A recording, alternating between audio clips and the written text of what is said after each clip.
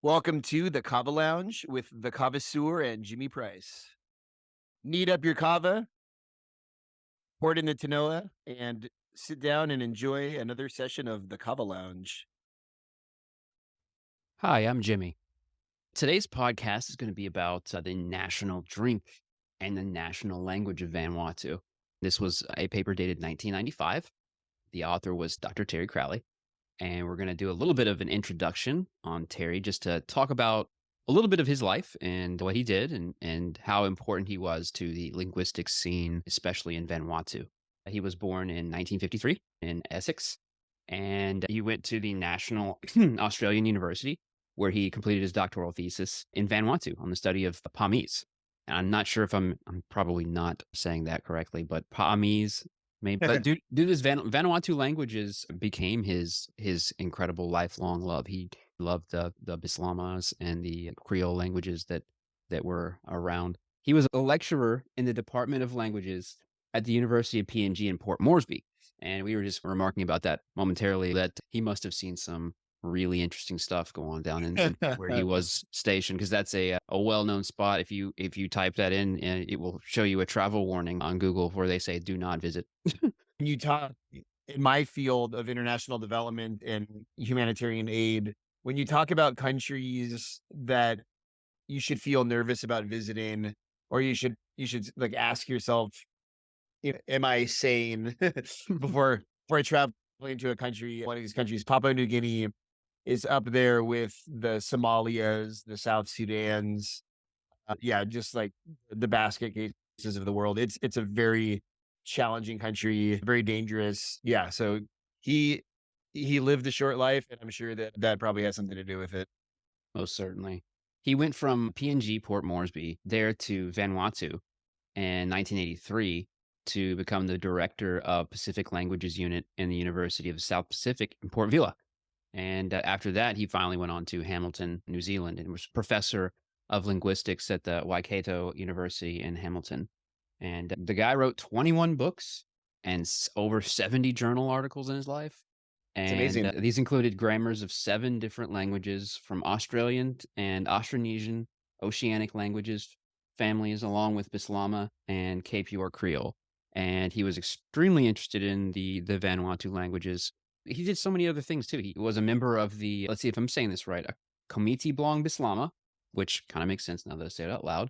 Bislama Committee. Committee. For much of the 1980s, a semi-official body kind of dealing with the standardization and other issues. So he helped kind of standardize certain Bislama nouns, verbs, and just basically the dialect, so they could make it to where you could write it down. Locally, Yeah, he was it right. documented the language. Yeah. From his beginning, he talked about being interested in languages and writing in scripts and all that stuff. Very important to Vanuatu and the people there. He was a co-convener at UNESCO workshops on languages and development in Melanesia in December 1985. Let's see here. I'll skip through. He does a lot of things. He was a member of the Melanesian Literacy Consortium, awarded a UNESCO grant to oversee pilot projects in literacy development, and that was in 1990. And he, to his friends, he was always known as a kind person. Terry's generosity, it did much to reciprocate the hospitality he received in remote villages. He would like typically spend several months a year living pretty much like a local in Vanuatu. He frequently supported Pacific students studying in his home, so he like let them stay with him while they were studying, and he would often put their parents up when they would graduate. Anybody from overseas or from Vanuatu, he would let them stay there and make sure that they had a place to stay while their kid graduated, because most of them were first time academic achievers. None of their families had ever been through any sort of schooling. So it was a pretty big moment when their family got to witness that. And he always would make sure that he had plenty of space for that. But that kind of concludes a little bit of an overview on Terry Crowley. Very interesting individual. I mean, Yeah. like it. Yeah, the guy has a huge history, and I'll let you talk for a little bit, Doug. Well, yeah, we should raise a shell to Terry Crowley. This article, when I read it, I was blown away. First of all, great writer, really good communicator. Really, the passion he has for his topic just really shines through his words. Going through that history there of his academic career and his interests and his participation on different committees and things. One thing that as an anthropologist myself, one thing that sticks out and stuck out in the paper is he's what's called a sociolinguist. But not only just did he document language, the grammar, the structure, the kind of the way that these different languages work and the words are put together, but he also looked at the way that language changed over time and how English and French were incorporated into local languages, the Bislama being the kind of the primary one that is dealt with in this paper.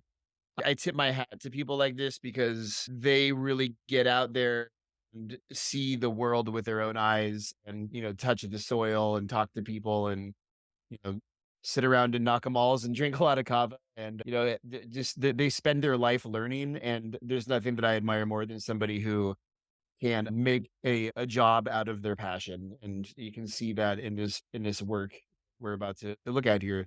And this is a really, really good paper. Jimmy, thank you so much for bringing it to my attention. You're welcome. It's, it's 16 pages of pure joy. Agreed.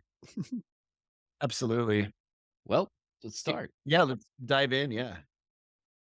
And we've kind of divided this out into sections. Yeah. So has Dr. Crowley here. I'm sure the link will be in the description, so you'll be able to follow along if you want to read the paper as well with us. We're dividing it out into the different sections here, and the first one we have here is pre-independence era Vanuatu, and it is first titled Kava in Vanuatu.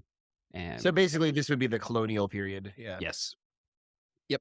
And I mean, he talks about, let's see here. I mean, Kava had been drunk in Vanuatu for forever. It was basically, it was conceived there. It was bred there. It was made there. It was propagated there. It was farmed there to the point where we talked about in our last episode around 247 different varieties of Kava. So Kava had strong foothold in Vanuatu at this time. And they think that this was prior to the 17th and 18th century because it had well-established ceremonial and traditional consumption when we first made contact, when the West first made contact. There was already, all this kava activity going on. So we know that it had a really strong hold over the populace there. And it talks here about from the mid 1800s, Christian missionaries came in, various denominations began spreading their influences. And of course, it depended on the denomination, but the reactions were sort of varied, but they tended to skew towards total prohibition. Of course, we'll see later on that that was the case, but here they were just kind of like, what is this? I guess this represents the time where they were just trying to understand what the thing was. Obviously, they came to the conclusion that it was communicating with the spirits and therefore demonic or, whatever you want to call it. And it was essentially demonized and said that it was bad and all that. We'll get into that, but I'll let you go, Doug. I was wanted to talk about that. We're about to the second paragraph of the first part of the pre-independence era. Yeah. Yeah, one thing to point out in the very first paragraph, he does briefly mention the fact that in the local languages in Vanuatu, there are words for kava, different words from the different local languages to describe kava and kava ceremonies. The reason that he brings that up is to show that kava was something that was discussed locally in local language prior to the colonial period. And later on in the paper, he talks about the kind of the different cultures of kava in Port Villa. So, like people from Pentecost will go to one nakamal, people from Tana will go to another nakamal. So there are all these different kava traditions. And actually, if you look back, we talked about all the different kava cultures in the Pacific. Vanuatu is like a microcosm of that, where you have all these different language groups, ethnic groups, and they all consumed kava. Well, most of them consumed kava, and they all had their different kind of traditions around it. So I think it's pretty cool that he kind of like puts that front and center. Like Mhm. prior to this colonial period, there was this rich kava tradition that was disrupted, by the Anglo-French condominium colonial period. He gets into his own experience, and I thought it was really interesting reading about how he, as a young anthropologist, linguist in the 1970s, which that would have been during the colonial period, he went to Vanuatu and was in the villages and doing research and didn't see that much kava being consumed. So, I mean, this guy, Terry, he was there when this like revolution happened, when this kava renaissance happened. Mm. He only saw kava prepared and on 3 or 4 occasions. I think all of those occasions were weddings, and it was only older men who drank kava in those ceremonies. And at that time, people were still going for the booze. We're Fine. still hidden the bottle. Hmm. Sounds like beer and wine were kind of the drink of choice. And so Terry watched Vanuatu literally go from this colony where, people were boozing it up to a country where people embraced Kava and the independence period. Certainly. And that brings us perfectly into the independence period, the independence renaissance as it's titled. We know just a moment ago, Doug talked about the beer and red wine that were favored by the young men in the villages, and people weren't drinking kava. And he talks here about how there during the time late 70s alcohol was involved with a good bit of the violence that was engendered by the political tensions associated with becoming independent. And it also there were a couple of bars on the island, and it was common to see people possibly drunk in the streets and villains in Santo, staggering home on weekends and public holidays. It says Vanuatu gained its independence in 1980, and after a struggle with the colonial powers, of course. And the late 1980s, 1970s, and early 1980s was definitely a period of intense debate. He talks about the Melanesian people and talking about their attempt to define themselves politically, economically, and socially as a united Melanesian people who are the citizens of the Republic of Vanuatu. And this meant questioning the role of European powers and also some European practices. So Vanuatu did not go along the same path as the other islands, like Solomon Islands, Papua New Guinea, and Fiji, in accepting English, but they actually accepted Bislama as their de facto national language. And I guess we should define some of these words. Bislama is the homegrown English Lexifer Pidgin language, which had become the major medium for political debate and had become kind of the accepted language of our conversation between people on the island. That was kind of a kind of a mixture between some French words and local words and English. It's Yeah. phonetic. It's a very phonetic language. Yeah, I just wanted to jump in here really quick. Go ahead. Because so in visiting the Solomon Islands, I was there for about 3 months, and Solomon Islanders speak a language similar to Bislama. I don't know that it's actually called Bislama. I think it might just be called Solomon Islands Pidgin.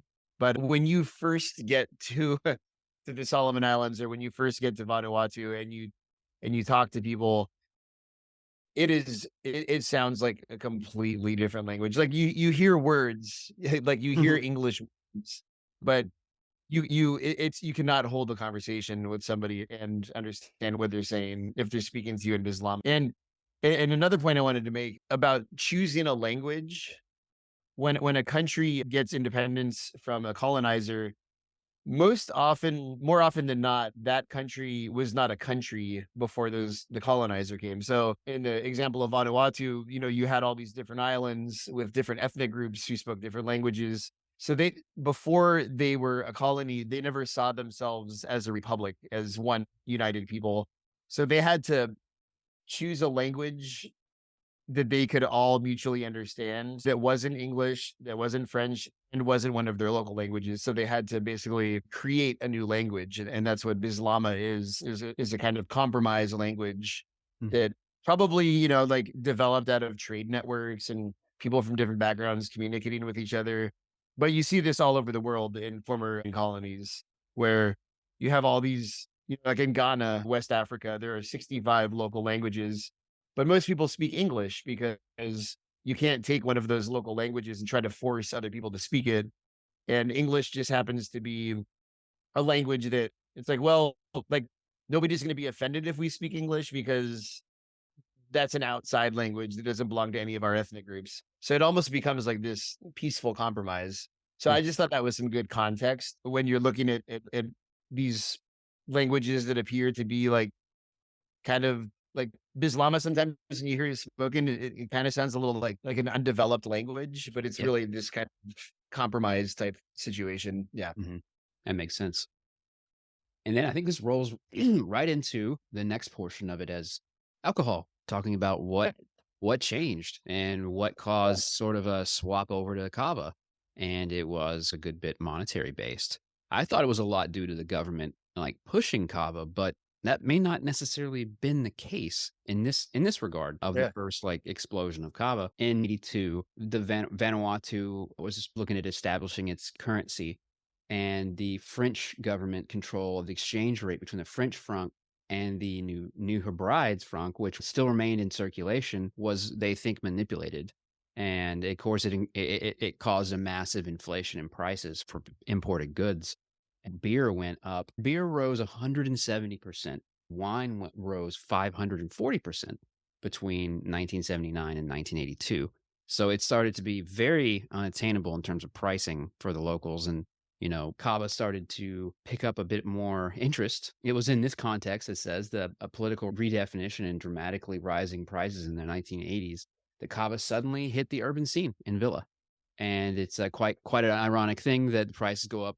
Alcohol, hey, whoa! And part of this says that 3 shells of kava cost around 100 Vatu or $1 at the time, and for most people, 3 shells was sufficient to produce a feeling of relaxation and well-being.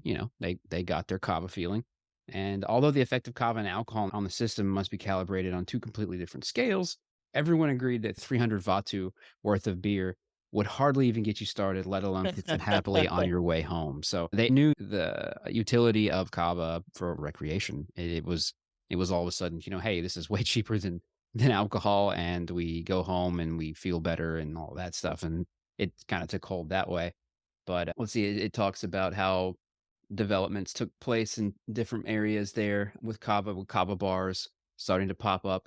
And the last report, and let's see, this is Villa in 1995. There are 140 kava outlets in a town with a population of 18,000, or one kava bar for approximately each 130 people.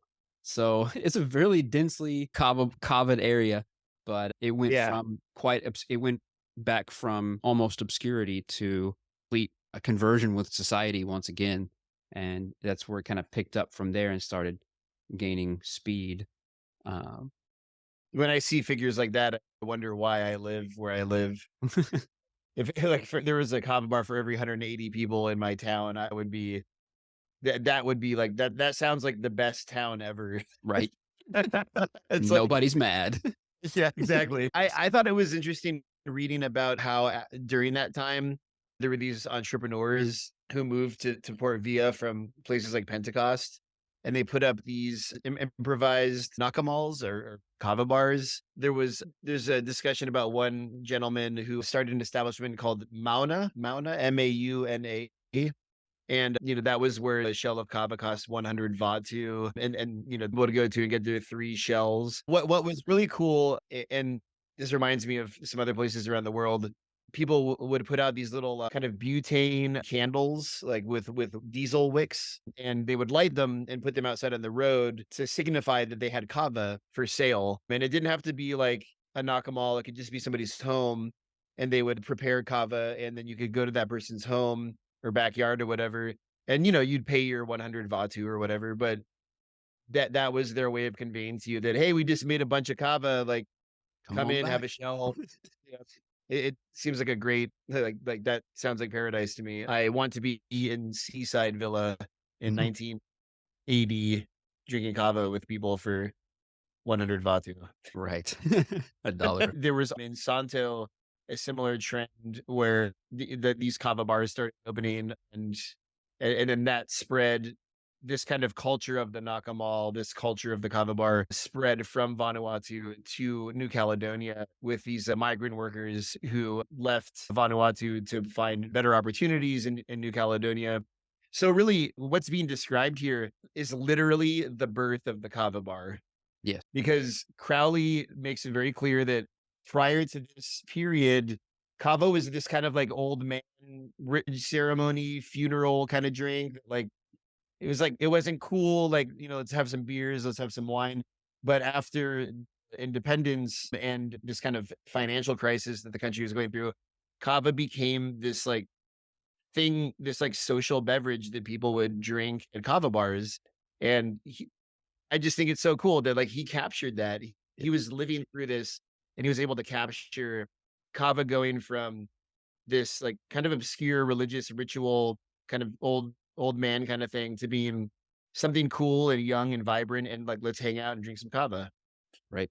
It Yeah. did. It started to go into New Caledonia, and Yep. it says in the paper that it was about $4 a shell there, but it seems that the money wasn't a problem in New Caledonia at the time, which is Yeah. probably what drew people to from the other islands to the location to, and Yep. also drew Kava in. And yeah, I mean that's a huge Kava export place.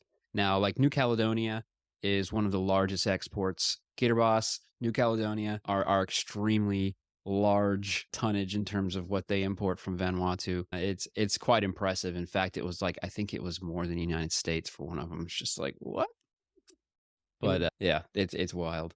And then I guess we come on to the next portion of this, if we moving right along. Let's see, continuity and innovation in the culture of kava drinking. And it talks about how, in many aspects, the drinking of kava in these commercial establishments in towns represents a direct continuation of ancient customs. The kava outlets are always dimly lit, as dictated by custom, as usual. Of course, this is quite contrast to what we see in America. The noise is kept to a minimum. Kava can be drunk according to whatever local custom one feels comfortable with. It was always drunk in one gulp, as required by tradition, everywhere in Vanuatu. And that's, I mean, this is what I think of when I think of kava drinking culture. I think of this. This is what I think of in my head. The dimly lit room, the noise kept to a minimum, but that doesn't always translate over when you cross the Pacific. We kind of like to have, our local bands playing in the kava bars and the spoken words and all the other things that we have that go on in kava bars over here in America is quite a contrast. But yeah, I guess when you get to the very this I believe represents kava as what its physiological effect. Like this is when you drink strong kava, you want to sit down. You don't want people screaming in your ear. You don't want the lights flashing on and off. You want, calm. You don't want anything moving around. It's more of a reflection of what Kava wants, to be honest with you. It seems like Yeah. I feel like it embodies what Kava would like for you to do, and that's for you to get in a dark place that's quiet and be contemplative. And it just kind of reflects in the Kava bar at the time, or the Nakamals. But it says that it's interesting that the different people have such different traditions of drinking Kava. I mean, people from the north will squat to drink their shell according to local custom, and then while people from the central and south islands will generally stand, but apart from would have their backs turned to everybody else. And one thing I don't think it's mentioned here, but in Nakamals, when you leave, is that no one ever says goodbye. You never say goodbye. You just get up and you go home. Yeah, your point about kava bars in the US is a really good one. I've been to, oh, I don't know, maybe like 10 or 15 kava bars in the US. A lot of them in California, a lot of them in Florida. Some are better than others. And in a lot of instances, one of our good friends, Jeff Bowman, the Knock in Boca Raton, Florida, like on many days you'll go in there, it is very mellow. He keeps the lights low, keeps the music pretty soft. And I've actually talked to him about it, and he said that, yeah, when you go to Vanuatu, he's been to all these places. You go into these kava bars, and people they sit there quietly and they drink their kava and they kind of whisper to each other, but it's mostly this very kind of meditative, mellow mood. I don't want to judge people too much, like how they want to drink their kava.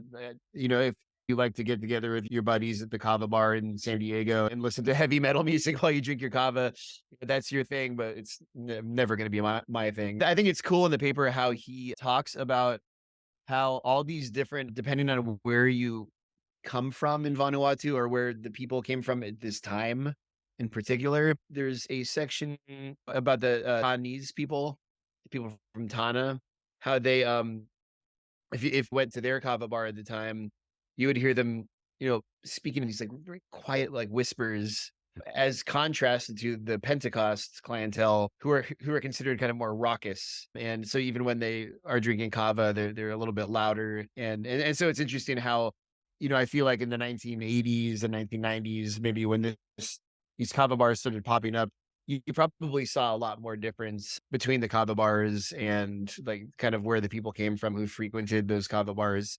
And I'm sure, to this day, I'm sure that if you're in Port Villa, you kind of know which kava bar you want to go to. The one that sells the type of kava that you like to drink, that has the mood that you like. So yeah, super cool stuff. And he goes into talking about some linguistics of the kava culture in this portion, where he talks about one popular kava bar features a hand painted picture of a man sitting pensively with the following irresistible caption: "Vi harum kava, I kam we kam. I can feel the kava really having an effect on me." Another outlet of advertising aimed at the primarily Tanaese clientele guaranteed that the boys serving kava were genuine virgins. Well, all right. Yeah. Uh, yep. And that was a big thing. Like, it was, it was thought that if you were a more experienced male and you chewed the kava, it would remove portion of the effect of the kava. So, they thought that if virgin boys and girls were the ones that were chewing the kava, that it would be stronger. No, I wonder, But and I don't think this was explained in the paper, but at this time, if kava being prepared that way, like in the 1980s at these Nakamals and Port Vila? I don't know if it it was says they were. okay, they were It was actually doing it advertised that they were okay. that way. But I mean, in terms of like this, like the chewing and spitting the kava into the bowl, like they were making that much. It's a good question. I'd like to Oh, kind yeah, of yeah. I don't know if they were actually making it through chewing or not, and at this yeah point through the bars. I doubt it. I think they were grinding it with a meat grinder because I think that's a lot easier to do in mass if you're yeah making it right. for, tons of people. But, yeah, they were probably, had the boys out there grinding the kava. Okay, here's the part that we kinda tread into a little bit of issue back and forth, especially with what we see online. Here's where they said a few kava outlets now sell cold beer along with their kava because they found that drinking beer afterwards, what they say shores up their kava. But this is not a endorsement of that practice.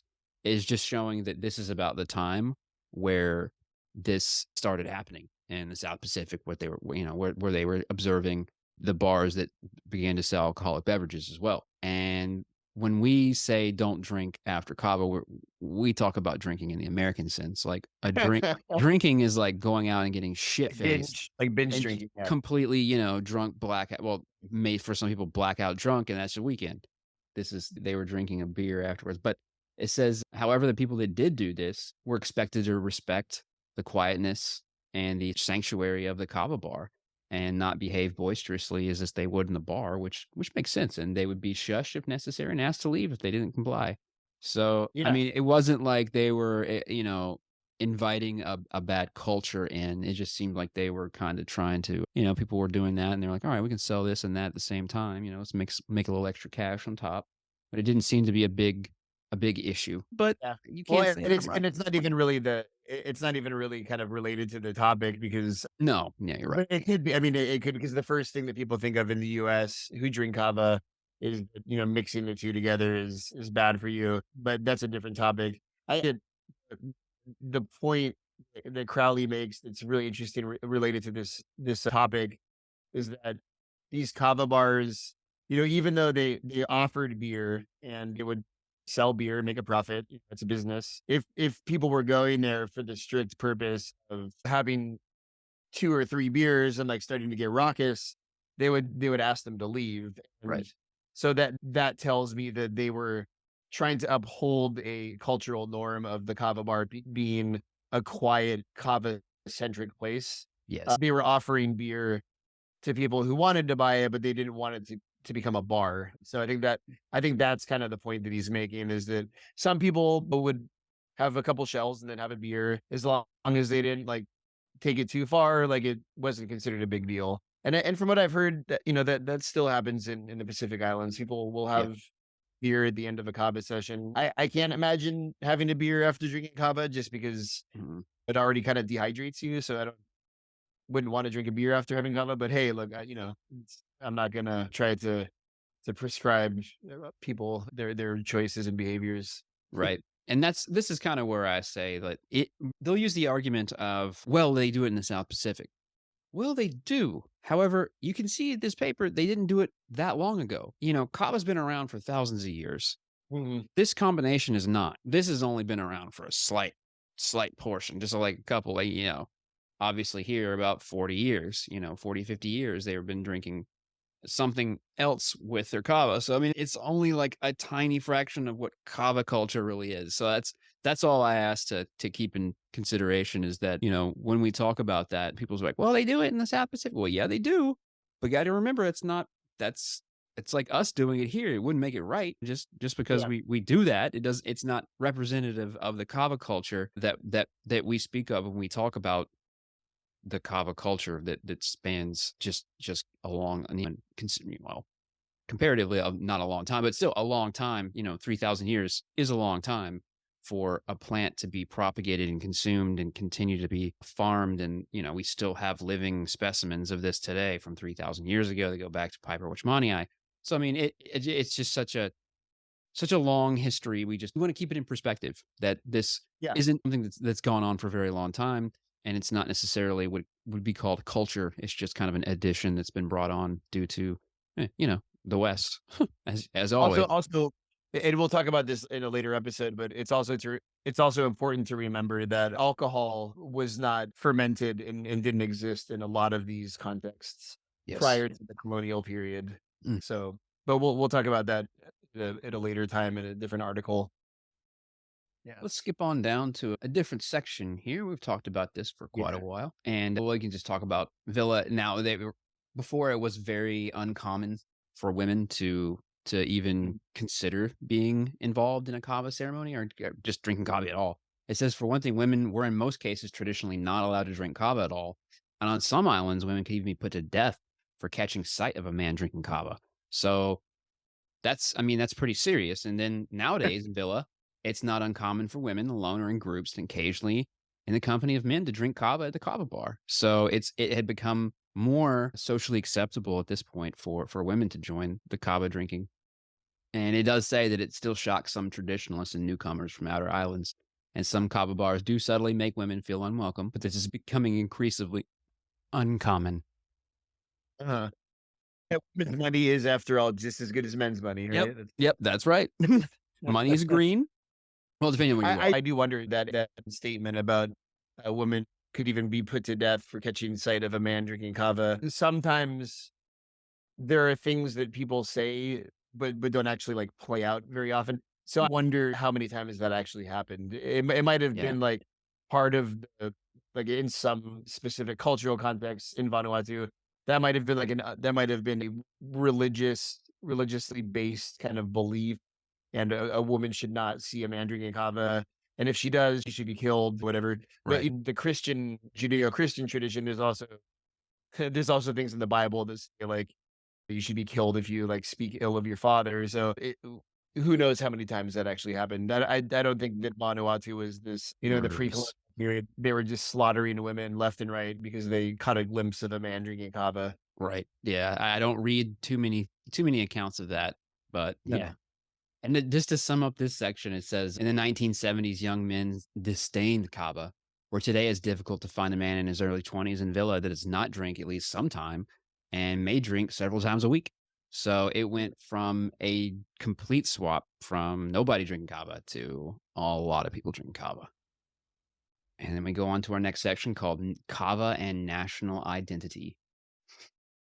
Yeah, so this is where the paper talks about the decrease in alcohol use and the related increase in kava drinking. It's a little bit repetitive from the previous discussion we had on this, but Hmm. I did highlight some language here because I actually found it to be really funny. So Terry says, previously, in order to get drunk enough to have a good rage at the disco, one had to spend a lot of money and a lot of time drinking beer first at the somewhat more classy bar, the Rossi. I found that have a good rage at the disco. I actually don't know what that means. I That don't sounds either. that sounds like I don't know if that's like a violent thing or if that's anyway. And then he says, thus partly as a way of achieving a cheaper high and partly as a way of expressing one's Melanesianness. Kava drinking has become an established part of the emerging national as against local or regional identity as a kind of neo tradition.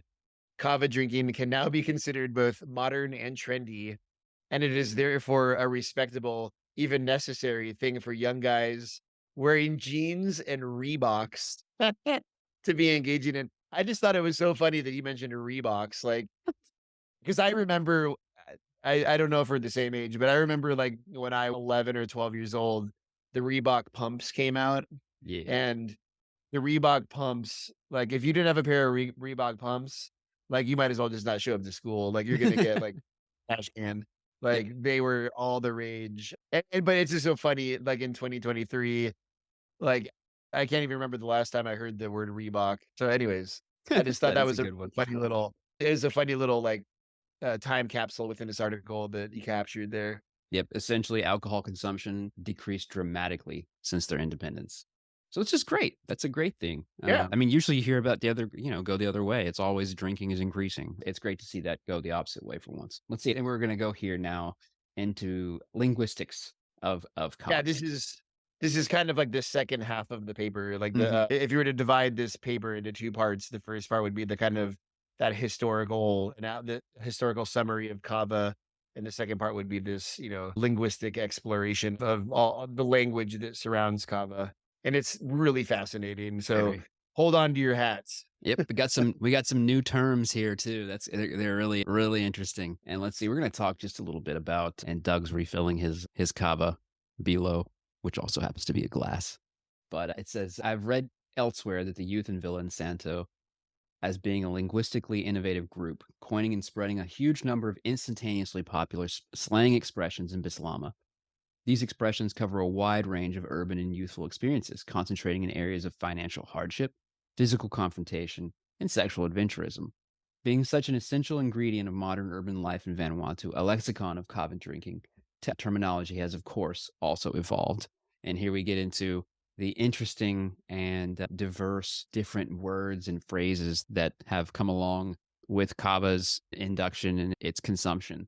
And it says the word kava itself is attested in written sources from very early on. There are other kava related words from overseas origins that have entered the language under conditions of social contact that were operative a century ago. For instance, tombo and natambia refer to a wide iron pipe welded to a metal base, which allowed them to pound the kava roots and Mm. has a source from the Solomon Islands. So there were different sources for these words. And let's see here. Yeah, and poo poo, and it means to rinse one's mouth out after drinking kava, and that generally means just cleanse your palate. This was something that came up during our Oh, Hawaiian Talanoa. We went to the get together before the main meeting, and they were like, "Where's the poo poos?" My wife just looked at me and was like, "What did they just say?" I was like, "Oh, hopefully in yeah, the that toilet. word." It's like, "Well, I mean, I ate earlier, so." But no, and they gave Morgan crap for not bringing poo-poos, and, yeah, that was my first sort of exposure to that word, and I was just like, "Okay, alright, alright." So it means Well, what did they mean, Jimmy? When it would by not snacks, being snacks. an They were looking axe? snacks. Yeah, they were Oh, just looking for snacks, snacks. snacks. Yeah, they were Oh, looking for snacks, and, yeah, I didn't even know that was a requirement. So, if you and this is a word to the wise, if you ever go to a Talanoa, stop by the store before you go there and get just get some chips, just get anything just to snack on and bring that with you, because that is one of the things that people love is when you bring poo-poos, your snacks, and yeah. Sorry, side note there. yep. If you ever find yourself at a Talanoa, Yes. don't you can't say Jimmy didn't tell you. That's right. That They'll ask where the poo-poos are at, and you'll be like, "Ah, damn. I knew it. I knew I that should was have episode 2 of the pod. could have spared myself that." But So this part of the article moves forward. I love reading Pidgin Bislama and Pidgin English because it's just so funny. It's literally funny to think about some of these words, like the word for the Rama. Bislama word for the pestle that they use to pound the kava. They call it a rama Rama. from rammer in English from the filtering cloth from sieve. So sieve, and then the filter, the passing kava through a filter is passum, like a passum kava Long Sef, like in Kai Kai. So Kai Kai, when I worked in the Solomon Islands, Kai Kai is the word for eat, to chew. So you go to somebody's house and they'll say like, "Oh, you like Kai Kai kokorako?" It means, "Do you want to eat chicken?" Mm. So it also, I guess, apparently means masticate, like to chew the kava in your mouth. Then to pound kava is to ramum. So it's funny, like, to hear these words and know, that it's this marriage of English and kind of these local grammars. And then I think the gem of the article, the holy grail that is buried within this article is the description of the different types of kava and relating to their maturity, strength, and appearance, and the famous 2-day Two kava, days. which comes from 2 days. It lasts for 2 days. Mm. That's one that we all know.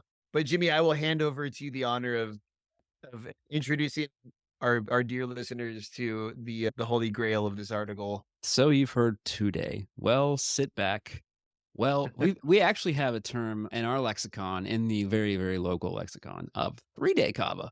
That's the stuff you don't wanna get a hold of. That's just, like, the worst ever, but now, oh, now we have a new word, faux day, which is kava that, quote, "with an effect that lasts 4 days," in parentheses, "or at least a very long time." So now we have faux day kava, 2-day, 3-day locally, and faux day kava. So if anybody gets some faux day kava, please let us know. Or try it. Yeah, or try it and tell you to, put this drug away. But yeah, I have not heard that. I'm glad that this came up in this paper because there's also several young kava, white Young kava, kava, yeah. Young and kava being kava macas. that's it's young kava, right? That's Yep, white kava, white kava with a grayish colored flesh. I And think by I then think it's wet, like wet kava. white kava. Yeah, like I think it comes from the word wet. Oh, okay. Gotcha. And then, of course, it goes and it talks about one of the words we hear all the time, maca. Yeah, And macas is not a kava specific word. It is used basically just to describe anything after it's chewed, sawdust or any kind. It's just leftover residues or powders. Not specifically kava, but it is macas is the leftovers after you're done with your kava. When you've strained your kava and the pieces of root that are left over in your bag afterwards, that's macas. yeah. And here The is stuff you throw away, yeah. and I'm glad to see this described in a paper because I have actually not seen it talked about in terms of kava. I just thought it was a Hawaiian word. So, good to see where it comes from. And Then we get into the good stuff mm, where Terry talks about the some of the expressions describing the effects of kava, and, like, I just love this stuff. "Listen long kava," mm, "Listen to the kava," "Listening to the kava," "Hiram kava," like, like, feeling, hearing the kava. These are all things that, oh my god, like, I wish that I could stand on the top of the highest mountain with the loudest loudspeaker in the world and remind people that, you know, kava is not, you don't take kava. You don't, people talk do about kava. dosing kava and like, Mm, oh, how big of a dose do you take? It's like, no, no, no, shut up. Like, if you drink kava, you just hear 'em kava, listen long kava.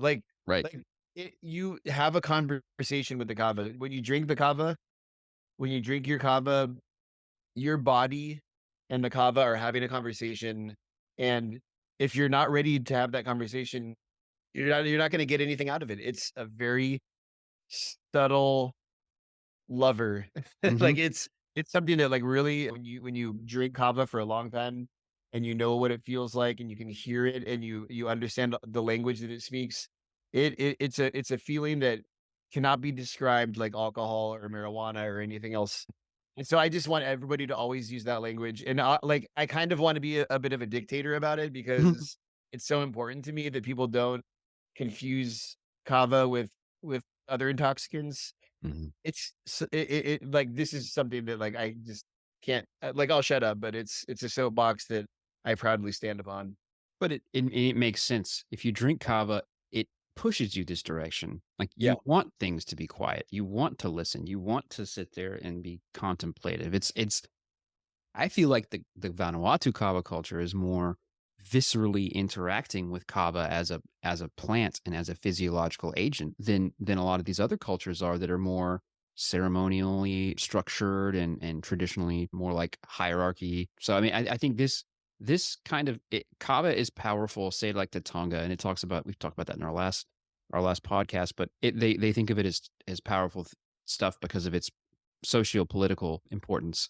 But here, I Mhm. think it's more reflected that kava is important because of its like actual biological effect, because of what it actually does and how it, we see these direct correlations between how kava makes us feel and what they suggest doing or what they did in practice and their, their drinking traditions. It makes sense because it shows that they appreciated those qualities of kava that were more physiological and not necessarily representative of hierarchy or any sort of political standing or anything like that. So I mean, it's interesting to see how that translated to reality from going and drinking kavas in different ways. And I mean, is there one culture that's right or wrong? So it's just I truly don't believe so. But it's interesting how they differ in the utility that they ascribe kava, because different cultures say that kava is the facilitator. It's what allows the talanoa to exist. And for others, it's more of a personal communication with kava, that like, you just buy your kava and you drink it, and this comes out as listen to the kava, be Yeah, quiet. yeah, I think this kind of goes back a little bit to Nancy Pollock's paper. This conversation does. There is no right or wrong way to drink kava. Just like there's no right or wrong way to eat food. Like Mm, cultures have different ways of having dinner. Like some people eat as a family, some people eat separately. And this paper is focusing on Vanuatu kava traditions, and even Terry's even getting into like how people from different parts of Vanuatu drink kava differently. And mhm, I think the big takeaway is there should be no gatekeepers. There should be no, like, Kava police that are yeah, telling you how what the right and wrong ways are of drinking kava, because there are no right or wrong ways. Well, you except for know, dosing except for it. it's yeah, or doing or pounding kava shots. So this moves very nicely into the kava bar. Speaking of Mhm, kava bars, right, this paper starts talking about the word. I know we all know the word nakamal from reading about kava, from learning about kava. There's a Nakamal at Home is a company that sells kava here in the United States, and nakamals are what people call kava bars in Vanuatu. And I didn't know that this was ever controversial, but now I do. That the word nakamal actually comes from a local Vanuatu language, and it was referred to the communal meeting houses in villages in rural areas where the elders and the chiefs would hold discussion, visitors, and kind of have like community events. It was a more ritualistic place for people to settle differences and for village affairs to be worked out, but it became a word for kava bars. In its traditional usage, it would be an area in the village under a tree, where men would get together, drink kava, and talk about Intana. and Tana, right? Yeah. Talk about local issues, but then it became related to kava bars, and this was so controversial that the National Council of Chiefs, which in a lot of these traditional indigenous countries that have strong kind of ethnic identities, they have these councils of chiefs that they preside over cultural affairs. They publicly came out and deplored the use of the word nakamal to describe a kava bar, and they proposed that people called them kava bars. So another Mhm, cool fact that came out of this paper for me. definitely. Same here, that's one of my highlighted spots, that the word nakamal was actually controversial. Mhm.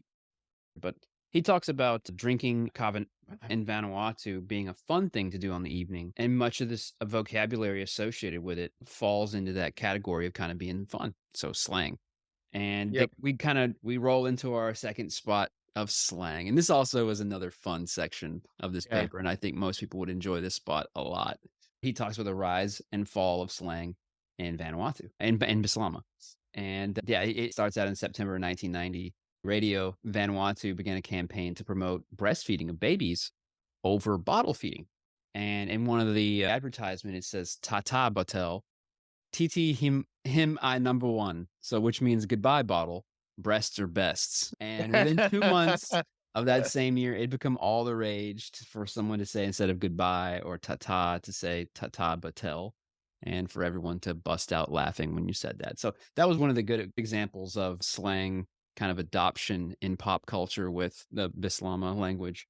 And of course, we get into the kava drinking session of this, and I think I'll let Doug talk about that because it's quite entertaining.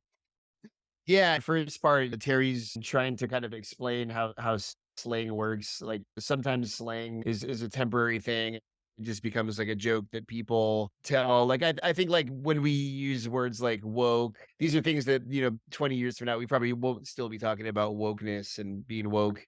Like it's slang. It comes into the cultural discourse and then it goes away, probably for the better in that case. Yeah. But he goes into how some of these things actually become embedded and kind of permanent.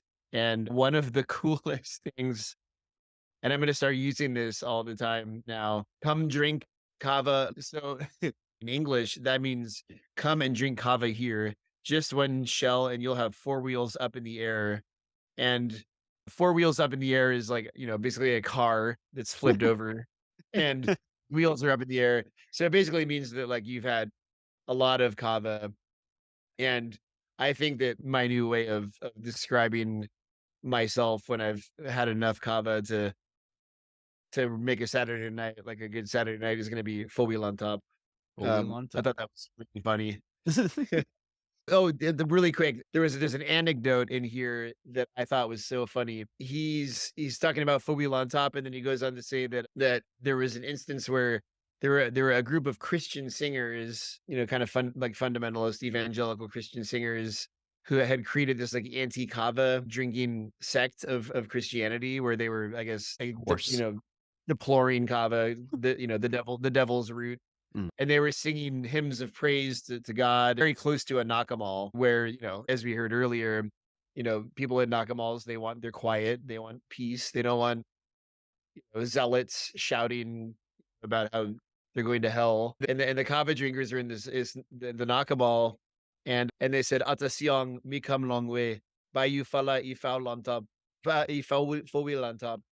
Say basically meaning like, "Hey, watch out. If I go over there, you're gonna be all laid out flat. You're gonna be four wheels on top." So, like, they weren't actually angry, but in this anecdote, they said it kind of amongst themselves, like, "Oh, these people, like, they're complaining about us drinking kava and trying to make a point of, but we'll go over there and lay them out." So I just thought it was funny. That was a good one.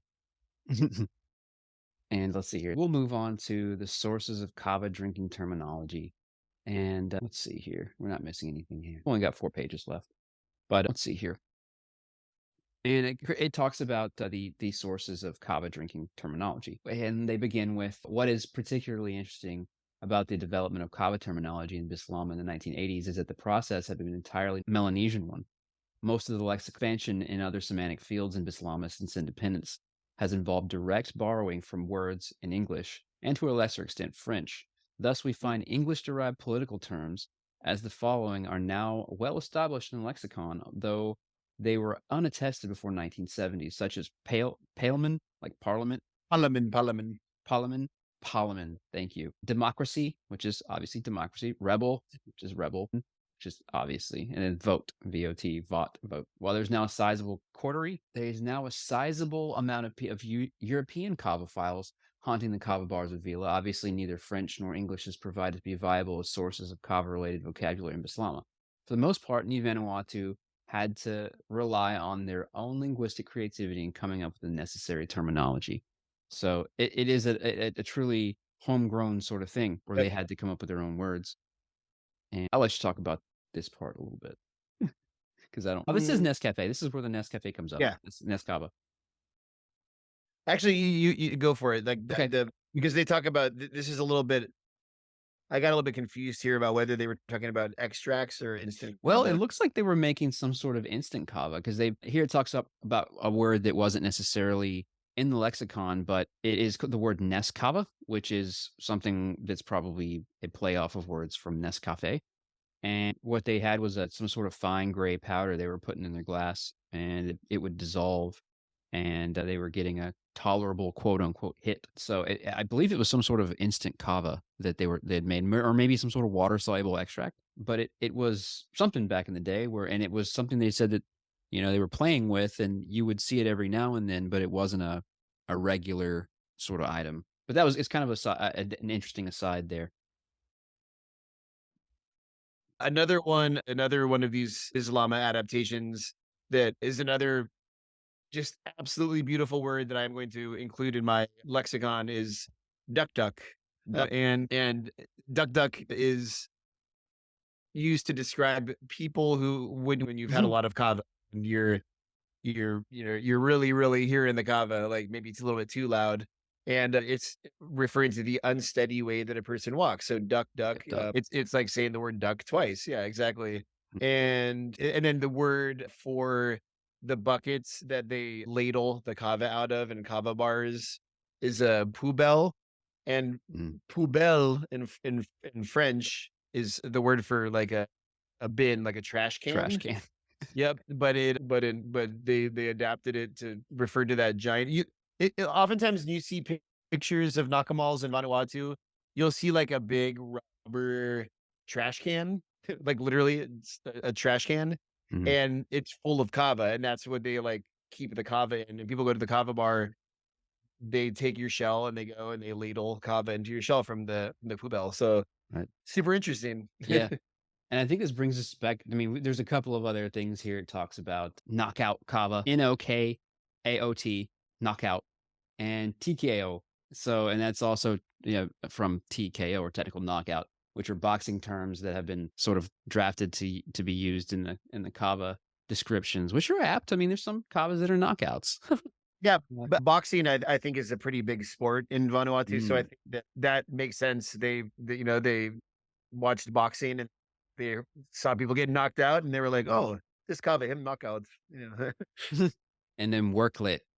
That's another one that they use, a Bislama word for kava, worklet kava, which means work you're getting to work late with this one, bro. Like, you're not gonna wake up with your alarm clock. The sun's not gonna wake you up. You're going to be Hey, sleepy. it to be honest, I when I drink kava, when I have a good kava session and fall asleep at like 11:30 or 12 o'clock at night, kava makes me sleep so well, and it gives me the best dreams. Like I just have like Yeah, these really vivid, intense dreams when I go to sleep same. after drinking kava. And when it's like 7:30 a.m. and I'm supposed to be getting up to like go to work, Mhm. I'm like I struggle. I'm like, I really don't wanna get out of bed, like, because every time I close my eyes, I go back into these, like, vivid Yep. dreams, and so I know work late very well. Work late. And that brings us to the conclusion of Terry's paper, where he says that in this paper, I presented a range of examples of illustrating how new terminology relating to kava drinking and its preparation has evolved among predominantly young urban Vanuatu. The renaissance of kava drinking in town was partly a response to purely economic factors. There has also been a significant political content to the changes, and Mhm. that kava has become one of the main ways in which a national, as against the purely regional or local identity, has come to be expressed in independent Vanuatu. Mhm. As cultures evolve, so do languages, which develop means of expressing what is important to members of that culture. In Vanuatu, as kava has become an important part of daily life, town dwellers, so too has newly developed kava terminology been an important part of daily day speech in the language that expresses this national culture, Bislama. And Yep. that concludes Terry Crowley's paper in 1995. And I think that, that conclusion, that last sentence there, that, where he talks about how the day-to-day speech of people expresses the national culture, that is Terry's work in a nutshell, because Mhm. he is that's sociolinguistics. That is the way that we talk to our friends and family shapes the way that we see the world, and the way that we identify and create and recreate our culture. And so, the implications of this paper go beyond, just kava. He's actually making a statement about all of humanity. The way that we talk about things over time, it changes, and it changes the way we see the world. So, again, I just want to raise a shell to Terry, who passed away 17 years ago, but really incredible legacy that he left. And let's go walk about duck duck. And we gotta get DJ Full Wheel on at our next rave. That's right. Yep, the next Panic at the Disco, Rage Right, at the they're Disco. raging at the disco. All right, All well, right. thanks for listening, guys. This has been another podcast between Douglas and I, the Kava Lounge podcast. Yeah, the S Kava Lounge. That's right, and then, Quietest in the quietest voice possible. the Kava Lounge.